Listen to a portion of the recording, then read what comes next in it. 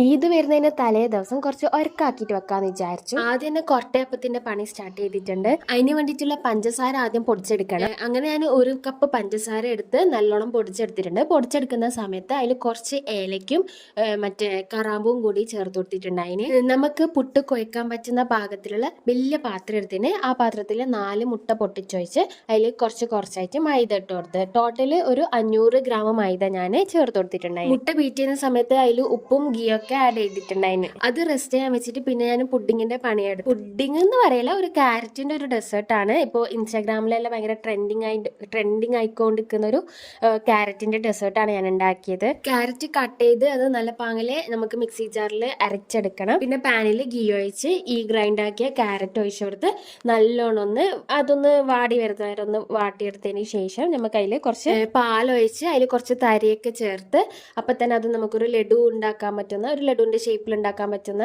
ഒരു ഇത് ഉണ്ടായിട്ട് കിട്ടും. അങ്ങനെ ഒരു ലഡു ഉണ്ടാക്കിയിട്ട് മാറ്റി വെച്ചതിന് ശേഷം ഞാൻ വേറൊരു പാത്രത്തിൽ പാലും കുറച്ച് കോൺഫ്ലവർ പൗഡറും മിൽക്ക് മെയ്ഡും കൂടി ചേർത്ത് ഇതൊന്ന് ക്രീമി രൂപത്തിലാക്കിയിട്ട് ഞാൻ ഈ ലഡും കൂടി മിക്സ് ചെയ്ത് ഫ്രിഡ്ജിൽ വെച്ച് കൊടുത്ത്. എന്നിട്ട് നേരത്തെ മാറ്റി വെച്ച ഇപ്പൊ നല്ലൊരു സോഫ്റ്റ് ആയിട്ട് കിട്ടിയിട്ടുണ്ട്. അതൊന്ന് പ്രസ് ചെയ്തെടുത്ത് ഒന്ന് നമുക്ക് ഇഷ്ടമുള്ള ഷേപ്പിൽ കട്ട് ചെയ്തെടുക്കാം. ഞാനത് സ്ക്വയർ ഷേപ്പിൽ കട്ട് ചെയ്തെടുത്ത് നല്ല ചൂടുള്ള എണ്ണയിൽ പൊരിച്ചെടുത്തിട്ടുണ്ട്. എന്നിട്ട് ഞാൻ ഉള്ളി, ബനാന, ഈത്തപ്പായൊക്കെ കട്ട് ചെയ്ത് വെച്ചു. ബനാനാവും ഡേറ്റ്സ് ഒക്കെ ഞാൻ ഇതിന്റെ അന്ന് ഫ്രൈ ചെയ്യും. അത് കഴിഞ്ഞ് ബിരിയാണിക്കുള്ള മസാല ആക്കി നല്ലോണം മൂടി വെച്ച് പിന്നെ പിറ്റേ ദിവസമാണ് ചോറൊക്കെ വെച്ചത് ദമ്മിട്ടത്. അപ്പോൾ ഇതൊക്കെയായിരുന്നു ഇതിന്റെ items. Till the next video, by.